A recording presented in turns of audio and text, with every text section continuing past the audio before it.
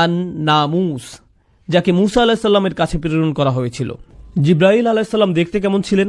জিব্রাইল আলাহিসাল্লাম বিভিন্ন রকম আকৃতি ধারণ করতেন। তিনি মানুষের আকৃতি ধারণ করতেন, আবার কখনো কখনো তিনি ফেরেশতার আকৃতিও ধারণ করতেন। রাসূল সাল্লাল্লাহু আলাইহি সাল্লাম বলেন, আমি জিব্রাইল আলাহিসাল্লামকে দেখেছি আর তার ছিল 600 ডানা।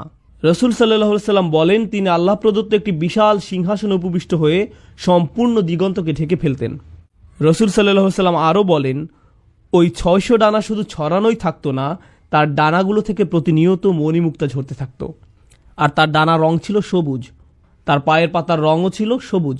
ফেরেশতার আকৃতিতে তাকে এমন দেখাতো। আর তিনি হলেন অন্য সকল ফেরেশতাদের চেয়ে আলাদা, অন্য সকল ফেরেশতাদের চেয়ে আলাদা। মানুষ্য আকৃতিতে তাকে কেমন দেখাতো? জিব্রাইল আলাইহিস সালাম কয়েকজন মানুষের আকৃতি ধারণ করতেন, তাকে বিভিন্ন রকম দেখাতো। কিন্তু যখন তিনি রাসূল সাল্লাল্লাহু আলাইহি সাল্লামের নিকট আসতেন, তিনি সুনির্দিষ্ট একটি রূপ